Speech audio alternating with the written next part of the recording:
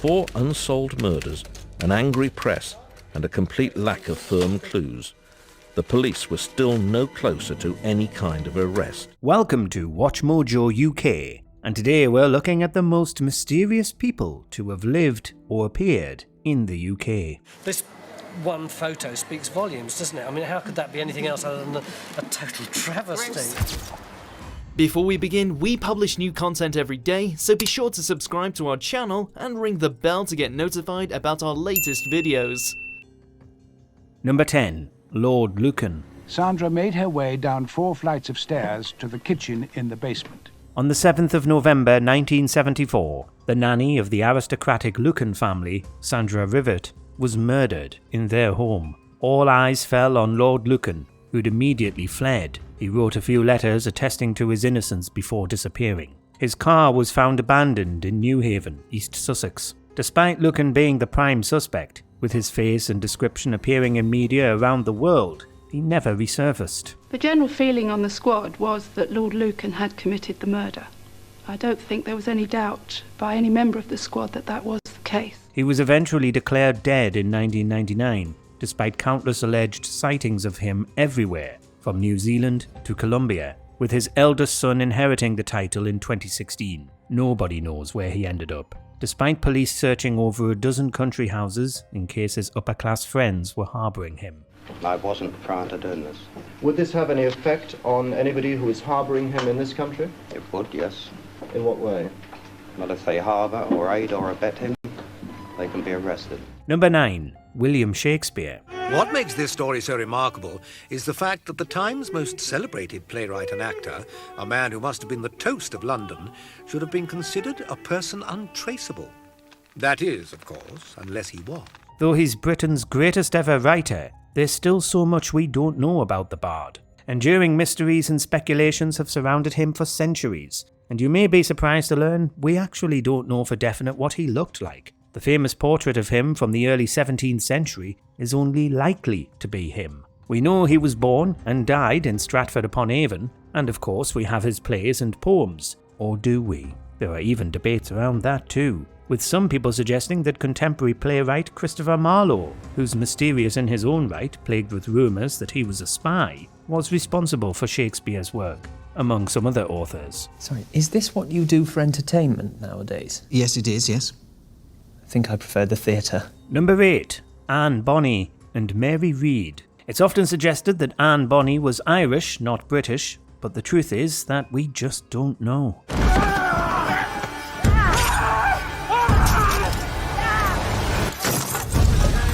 We have no idea about any part of her life, including where she was born, or if Anne Bonny was her real name, which seems doubtful, until she emerged in the Bahamas during the golden age of piracy. Standing there on the jetty in Port Royal.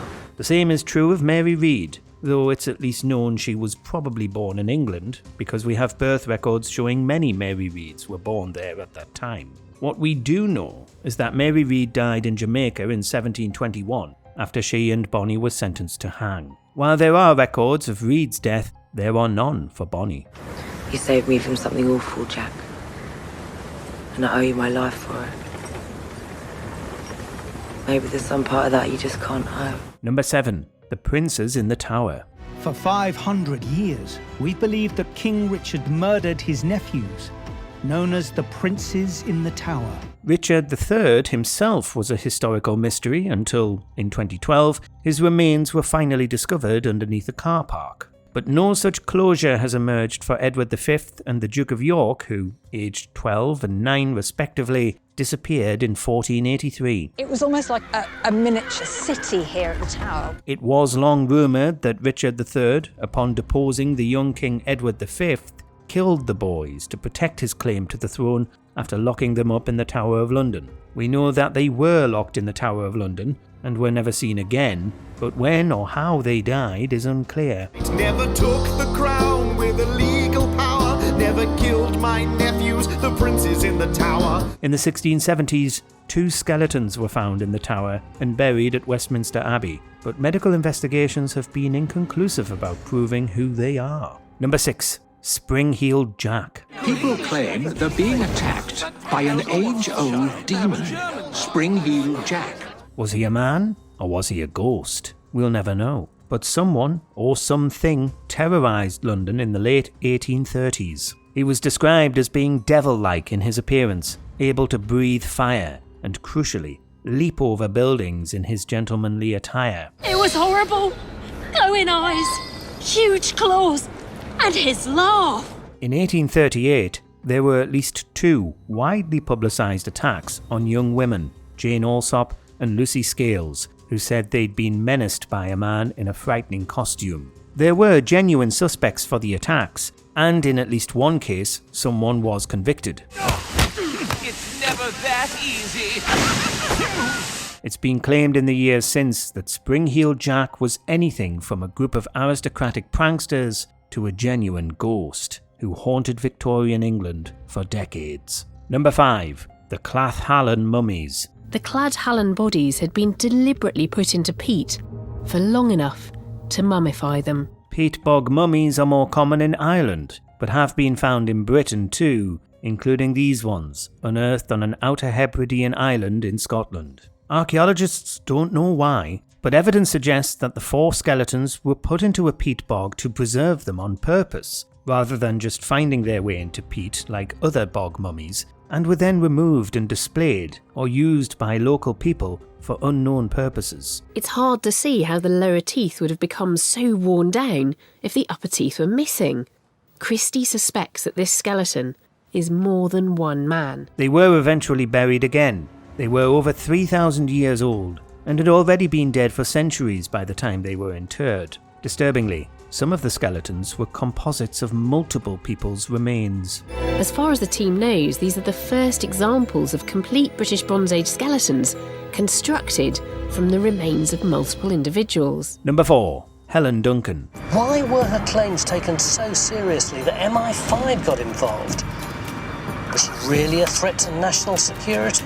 When do you think the last conviction under the Witchcraft Act happened in Britain? Sometime in the 18th century, maybe? Well, you'd be wrong. It was actually a Scottish spirit medium named Helen Duncan, convicted in 1944. The 1735 Witchcraft Act was actually responsible for ending witch trials by making it a crime to claim that you, or somebody else, had supernatural powers. And then she used maybe psychic powers, maybe just psychological insights in order to give people messages. The reason for Duncan's arrest? She produced information at a 1941 séance about the sinking of HMS Barham, which had been sunk, but this was kept hidden from the public for months. The authorities thought Duncan was revealing state secrets, but what we don't know is who her source of classified information really was. She was some kind of medium, some kind of psychic, apparently. She'd go into some sort of psychic trance at her séances, and she'd come out with stuff that she couldn't possibly have known. Number 3.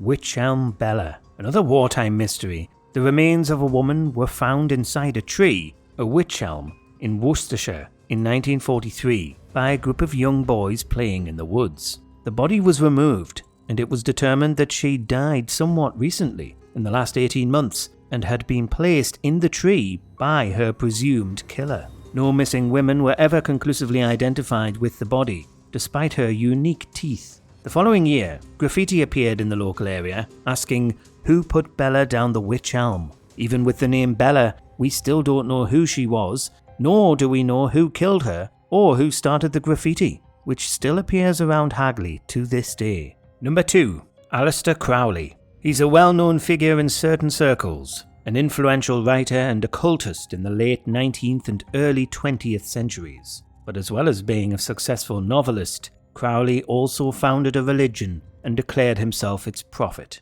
Crowley ultimately is as magnetic and exciting as he is repellent. There are aspects of his character which are very difficult to admire or even tolerate. Rumours widely circulated about him, including that he was a Satanist who advocated human sacrifice and sex magic. Only the sex magic part is true, though Crowley enjoyed the strange rumours about him and the attention they brought. So he didn't dispute being a Satanist. At one point, someone even claimed Crowley had forced them to drink a cat's blood. But maybe the strangest rumours of all are the unsubstantiated claims that he was a spy working for the secret services during World War I.